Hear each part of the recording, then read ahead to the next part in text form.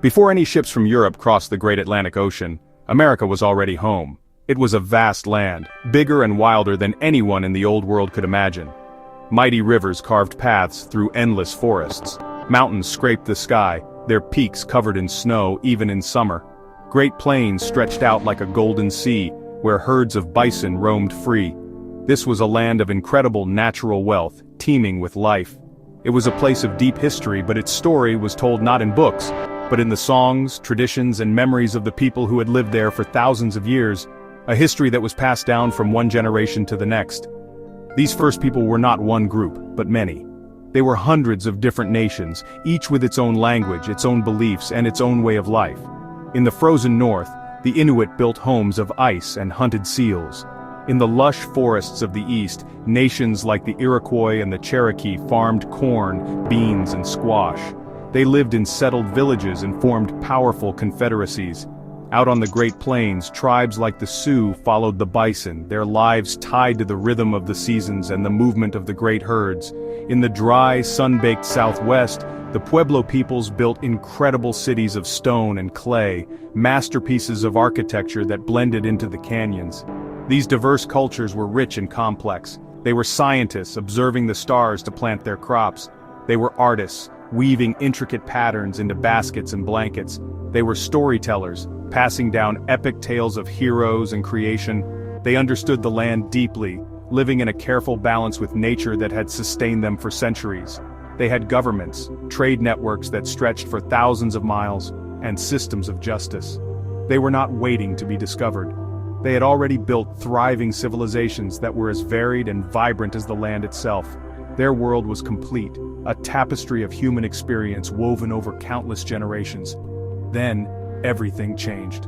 From across the eastern sea, a new kind of visitor was coming. These newcomers arrived in huge wooden ships with tall masts and white sails that looked like clouds on the horizon. They brought with them strange new tools, powerful weapons, and unfamiliar ideas. They also brought diseases to which the native peoples had no immunity. The arrival of these Europeans would mark the beginning of a new and often tragic chapter in the story of America. The world of the first peoples was about to be turned upside down, and the land they called home would soon be contested ground in a great clash of cultures. In 1492, an Italian sailor named Christopher Columbus, sailing for the King and Queen of Spain, crossed the Atlantic. He was looking for a new trade route to Asia, a shortcut to the land of spices and silk. He did not find Asia. Instead, he stumbled upon a world that was entirely new to Europeans. His arrival set off a firestorm of excitement and greed in the royal courts of Europe. Suddenly, every powerful nation wanted a piece of this new world. It was a race, a mad dash for land, gold, and glory. Spain and Portugal were the first to claim vast territories, sending conquistadors to conquer great empires like the Aztec and the Inca. The Spanish grew rich from the silver and gold they mined in South and Central America. The French pushed deep into the north, exploring the great rivers like the St. Lawrence and the Mississippi. They were not looking for gold as much as for furs. They built trading posts and formed alliances with Native American tribes, becoming major players in the valuable fur trade. The Dutch also joined the race, establishing a colony called New Netherland, with its busy port of New Amsterdam, right where New York City is today. These European powers fought each other for control of the land, turning America into a global battlefield for their old rivalries. England was a latecomer to this great land rush. Its first attempts at colonization were failures, but the English were persistent. They saw the New World not just as a place to get rich quick, but as a place to build a new kind of society. In England, many people felt trapped. They were poor, with little chance to own land. They were persecuted for their religious beliefs if they did not follow the official Church of England. America offered them a chance to escape. It was a promise of a fresh start, a place where a person could worship freely and maybe, just maybe, build a better life for their family through hard work. So, while Spain focused on finding gold and France focused on trading furs, England began sending families. They sent farmers, merchants, and artisans. They sent people who were looking for freedom, not just fortune. These English settlers were not soldiers or traders who planned to go home. They came to stay. They put down roots, cleared forests, and built towns. They brought their language, their laws, and their ideas about government with them. It was this focus on permanent settlement, on building new communities from the ground up, that would eventually make the English colonies the most powerful and populous in North America. The English colonies were not all the same. They were a patchwork of different dreams and different kinds of people. In the cold, rocky lands of New England, Puritans came to build a perfect religious society, a city upon a hill that would be a shining example to the world. They built towns centered around a church and a school, valuing hard work and strict moral codes. Life was difficult, but their communities were strong and organized. They believed that reading the Bible was essential, so they placed a high value on education, even founding colleges like Harvard very early in their history. Further south, in the colonies of the Chesapeake Bay area like Virginia and Maryland, the motive was more about wealth than religion. Here the land was perfect for growing tobacco, a crop that was hugely popular in Europe. Large plantations grew up along the rivers, worked at first by indentured servants, poor English people who agreed to work for several years in exchange for passage to America. Later, tragically, these plantations came to rely on the forced labor of enslaved Africans. This created a society with a huge gap between the rich, landowning planters and the poor, landless workers, a difference that would shape the region for centuries. In between these two regions were the middle colonies, places like Pennsylvania, New York, and New Jersey. These colonies were the most diverse of all. Here you could find people from many different countries: England, Germany, the Netherlands, Sweden, and from many different religious backgrounds. Quakers in Pennsylvania preached tolerance and peace, welcoming settlers of all faiths. This diversity created a culture of acceptance and a bustling economy based on farming wheat and corn, as well as trade and commerce in busy port cities like Philadelphia and New York. This region was a true melting pot of cultures and ideas.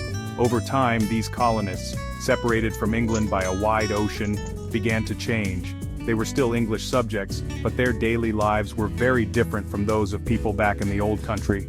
They had to be resourceful and self-reliant to survive in a new land. They learned to deal with challenges their own way. Without waiting for orders from a distant king or parliament, they were clearing new land, building their own governments and creating a unique way of life. Slowly, almost without realizing it, they were becoming less English and more American, developing a fierce spirit of independence. For more than a century, the American colonists mostly governed themselves. England was far away, and the British government was often busy with its own problems. The colonists grew used to this freedom. They elected their own local assemblies, passed their own laws, and managed their own affairs. They felt they had the same rights as any English citizen, including the important right not to be taxed without their consent. This idea was at the very heart of their understanding of liberty. They were proud to be part of the British Empire, the most powerful empire in the world, but they were also proud of their own ability to rule themselves. This comfortable arrangement began to fall apart after a long and costly war between Britain and France, known in America as the French and Indian War. Britain won the war and gained control of a vast new territory in North America. But victory came at a huge price. The British government was deeply in debt. King George III and his ministers in Parliament looked at the American colonies and saw a source of money. They believed it was only fair that the colonists should help pay for the war that had been fought, in part, to protect them. So for the first time, Parliament began to impose direct taxes on the colonies. The colonists were outraged. It was not just about the money, it was about the principle. They had no representatives in the British Parliament, so they believed Parliament had no right to tax them. No taxation without representation became their rallying cry. When Britain passed the Stamp Act, a tax on all printed paper from newspapers to legal documents, protests erupted across the colonies. They organized boycotts, refusing to buy British goods. The anger was so intense that Britain was forced to repeal the tax. The colonists had won, but the fight had just begun. A few years later, the British tried again, placing taxes on goods like tea, glass, and paint. Once again, the colonists resisted. In Boston, tensions were especially high. One night in December 1773, a group of colonists, disguised as Native Americans, boarded 3 British ships loaded with tea. In a bold act of defiance, they smashed open the tea chests and dumped the entire cargo into the harbor. This event, known as the Boston Tea Party, was not a childish prank. It was a powerful message to the king and Parliament. The colonists would not be forced to obey unjust laws. They were standing up for their rights, and their protest was growing into a rebellion. The Boston Tea Party made the British government furious. They responded with a series of harsh laws designed to punish Massachusetts and bring the rebellious colony to heel. But these punishments had the opposite effect. Instead of isolating Boston, they united the colonies. They saw the attack on one colony as an attack on all of them. In 1774, delegates from 12 of the 13 colonies met in Philadelphia for the First Continental Congress. They sent a clear message to the king. They would defend their rights. The air was thick with tension. People began to choose sides. The hope for a peaceful solution was fading fast. The spark that lit the fire came on a spring day in 1775. British soldiers marched out of Boston to seize a stockpile of colonial weapons in the nearby town of Concord. Riders like Paul Revere galloped through the countryside to sound the alarm. On the village green in Lexington, a small group of local farmers and shopkeepers, the Minutemen, stood waiting with their muskets. Someone fired a shot, and the American Revolution began. It was a war nobody really wanted, but now there was no turning back. The fight for freedom had started, pitting ordinary citizens against the well-trained soldiers of the world's greatest military power. As the fighting spread, the idea of simply fighting for their rights as Englishmen began to seem not enough. More and more people began to talk about a radical, dangerous idea: independence. Why should they be ruled by a king an ocean away? On July 4, 1776, the Second Continental Congress adopted a remarkable document, the Declaration of Independence. Written mostly by Thomas Jefferson, it declared that the colonies were now free and independent states. It was more than a declaration of war. It was a declaration of a new idea of government stating that all men are created equal and have the right to life, liberty, and the pursuit of happiness. Signing it was an act of treason, punishable by death. The war was long and brutal. The Continental Army, led by the patient and determined General George Washington, faced incredible hardships. They were poorly trained, poorly fed, and often unpaid. They lost many battles, but they never gave up. The turning point came when France, Britain's old enemy, decided to help the Americans. With French money, weapons, and soldiers, the tide began to shift. Finally, in 1781, with the help of the French Navy, Washington trapped the main British army at Yorktown, Virginia, and forced its surrender. The impossible had happened. A band of rebels had defeated a mighty empire and won their independence, facing the new and difficult challenge of building a nation.